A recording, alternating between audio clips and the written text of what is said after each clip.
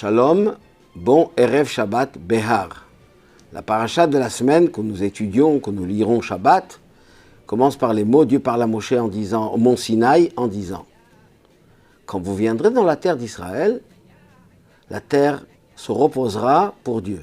Shavta haaretz Shabbat la Hashem. Un repos, un Shabbat pour Dieu. Et ensuite, le texte nous dit, 6 ans, vous travaillerez le champ, vous labourez, vous semez, vous vendangez, vous récoltez les fruits, etc.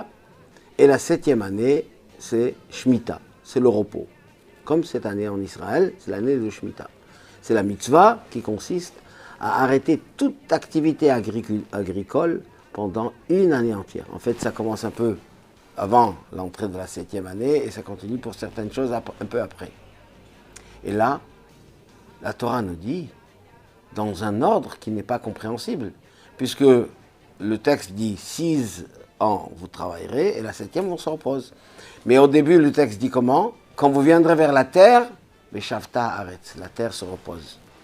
Donc apparemment, on ne sait plus dans quel ordre. Est-ce qu'on commence d'abord par le repos et ensuite on travaille 6 ans, ou on travaille 6 ans et après on se repose. Dans la halakha, dans la pratique, c'est d'abord 6 années de travail et après la 7e on se repose. Alors pourquoi la Torah commence d'abord Beshavta haaretz Shabbat la Hashem?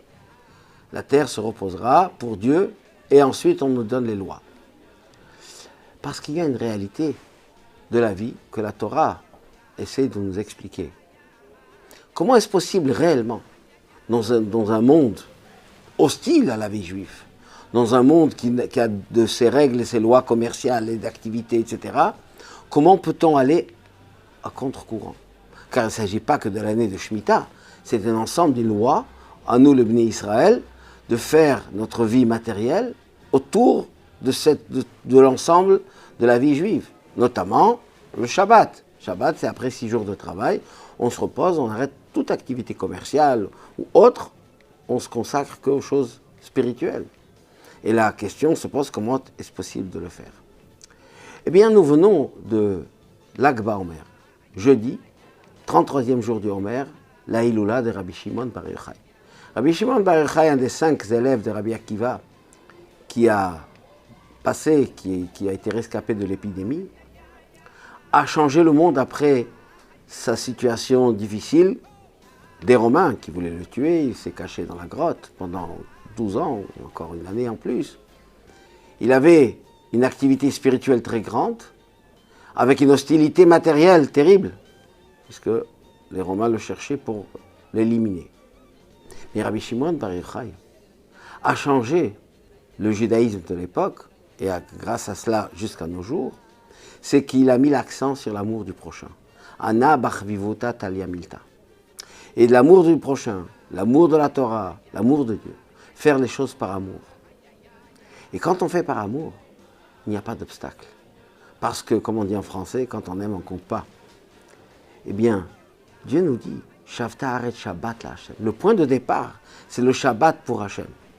Quand nous savons que notre rentrée en terre d'Israël, c'est-à-dire la vie matérielle que nous menons, est basée sur la notion que la terre appartient à Hashem, que Dieu est le Créateur, que Dieu nous donne des règles et des lois pour vivre dans des conditions meilleures.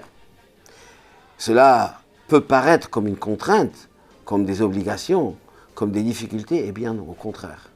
Quand on le fait avec simcha, avec joie, on voit que ça marche vraiment et qu'on peut associer une vie matérielle prospère, car il est important d'avoir une richesse matérielle, une vie abondante, etc. sur le plan matériel, n'en parlons pas sur le plan de la santé. Et ce n'est nullement un contradictoire avec la vie spirituelle, mais au contraire. C'est le point de départ, c'est Shabbat la Hashem. Quand nous savons que notre vie, c'est pour Shabbat pour Hashem.